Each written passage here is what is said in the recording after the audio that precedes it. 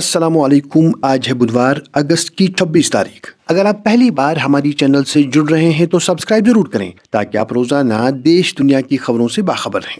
دوستو، شروعات کرتے ہیں اس متبرک خبر سے کہ آج جموں کشمیر سمیت دنیا بھر میں عید میلاد النبی صلی اللہ علیہ وسلم انتہائی عقیدت و احترام کے ساتھ منائی جا رہی ہے۔ وادی کا کونا کونا درود و سلام کی صداؤں سے گونج رہا ہے۔ درگاہ حضرت بل میں ہزاروں کی تعداد میں عاشقان رسول صلی اللہ علیہ وسلم نے شب خوانی کی تقریبات میں شرکت کی۔ اس پرامن اور روحانی ماحول کو برقرار رکھنے کے لیے سیکیورٹی کے بھی انتہائی سخت اور منظم انتظامات کیے گئے ہیں۔ ڈی آئی جی کشمیر نے عید میلاد النبی صلی اللہ علیہ وسلم اور آنے والی دیگر تقریبات کے حوالے سے سیکیورٹی کی تیاریوں کا تفصیلی جائزہ لیا ہے تاکہ عوام بلا خوف و خطر اپنی مذہبی رسومات ادا کر سکیں۔ اس پر مسرت موقع پر جموں کشمیر کے کابینہ کے وزراء اور نیشنل کانفرنس کے صدر ڈاکٹر فاروق عبداللہ نے بھی عوام کو عید میلاد النبی صلی اللہ علیہ وسلم کی دلی مبارکباد پیش کی ہے اور وادی میں امن و امان اور خوشحالی کی دعائیں کی ہیں۔ اب رخ کرتے ہیں جموں کشمیر کے سیاسی ایوانوں کی طرف، تو وہاں کا درجہ حرارت کافی بڑا ہوا محسوس ہوتا ہے۔ نیشنل کانفرنس کے سرپرست ڈاکٹر فاروق عبداللہ نے ایک انتہائی سخت اور جذباتی بیان دیتے ہوئے سوال اٹھایا ہے کہ آخر کب تک جموں کشمیر اپنے ہی حقوق کے لیے دلی کے سامنے بھیک مانگتا رہے گا۔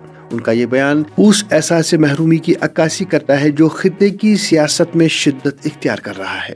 ان کے اس بیان اور حالیہ سیاسی چیلنجز پر رد عمل دیتے ہوئے آغا سید روح اللہ مہدی نے بھی ایک جذباتی تبصرہ کیا ہے۔ ڈاکٹر فاروق عبداللہ کے استعفے کے چیلنج کا وزن کرتے ہوئے روح اللہ نے کہا کہ وہ ڈاکٹر صاحب کو خالی ہاتھ واپس نہیں بھیج سکتے۔ دوسری جانب اپوزیشن بھی خاموش نہیں ہے۔ اپنی پارٹی کے سربراہ الطاف بخاری نے نیشنل کانفرنس اور بھارتیہ جنتا پارٹی کو آڑے ہاتھوں لیتے ہوئے ایک بڑا سیاسی حملہ کیا ہے۔ ان کا کہنا ہے کہ این سی اور بی جے پی دراصل ایک ہی سکے کے دو رخ ہیں۔ یہ بیانات اس بات کا اشارہ ہے کہ آنے والے دنوں میں سیاسی بیان بازی مزید تلخ ہونے والی ہے۔ اگلی خبر میں وزیر اعلیٰ عمر عبداللہ نے واضح اعلان کر دیا ہے کہ اب بجلی کے نرخوں میں مزید کوئی اضافہ نہیں کیا جائے گا۔ یہ اعلان سردیوں کی آمد سے قبل غریب اور متوسط طبقے کے لیے کسی بڑی خوشخبری سے کم نہیں۔ اس سے جڑی ایک اور اہم پیش رفت میں جوائنٹ الیکٹرسٹی ریگولیٹری کمیشن نے بھی محکمہ بجلی کو آئینہ دکھا دیا ہے۔ کمیشن نے دو ٹوک الفاظ میں کہا ہے کہ بجلی کی ترسیل میں ہونے والے نقصانات اور محکمے کی اپنی نااہلی کا بوجھ عام صارفین کے کندھوں پر نہیں ڈالا جا سکتا، یعنی محکمے کو اب اپنی کارکردگی بہتر بنانی ہوگی اور اس کا خمیازہ عوام کو اپنے بلوں کی صورت میں نہیں بھگتنا پڑے گا۔ رخ کرتے ہیں قومی خبروں کا، تو دلی کے عوام کے لیے حکومت نے مہنگائی پر قابو پانے کے لیے ایک اہم قدم اٹھایا ہے۔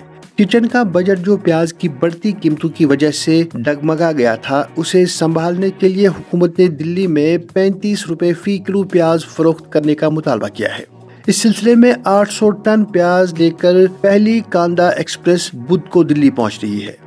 آگے بڑھتے ہیں تو کھیل کے میدان سے جموں کشمیر کے لیے ایک انتہائی فخر کا لمحہ ہے۔ اننت ناگ کے نوجوان کرکٹر ماجد ماگری نے انگلینڈ میں ٹیم انڈیا کی نمائندگی کرتے ہوئے اپنی شاندار کارکردگی سے سب کے دل جیت لیے ہیں۔ ان کی اس شاندار کامیابی کا اعتراف قومی سطح پر کیا جا رہا ہے اور جلد ہی وہ وزیر داخلہ امت شاہ سے ملاقات کرنے والے ہیں۔ یہ ان تمام نوجوانوں کے لیے ایک امید کی کرن ہے جو کھیلوں کی دنیا میں کچھ کر گزرنے کا خواب دیکھتے ہیں۔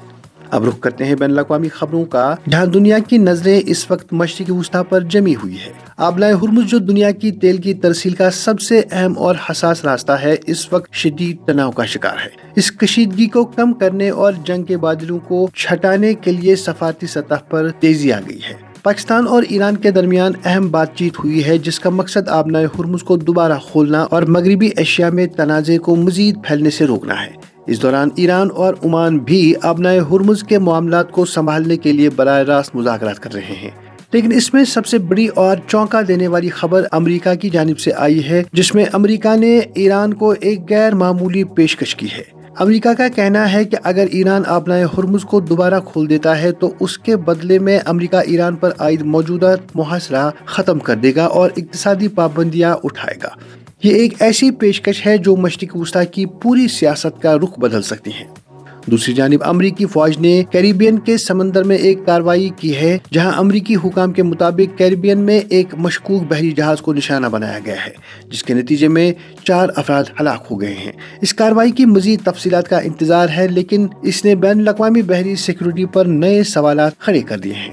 تو ناظرین یہ تھی آج کی بڑی اور اہم خبریں۔ اگر آپ چاہتے ہیں کہ ہر روز آپ تک اسی طرح سے بڑی خبریں پہنچیں تو چینل سبسکرائب ضرور کریں۔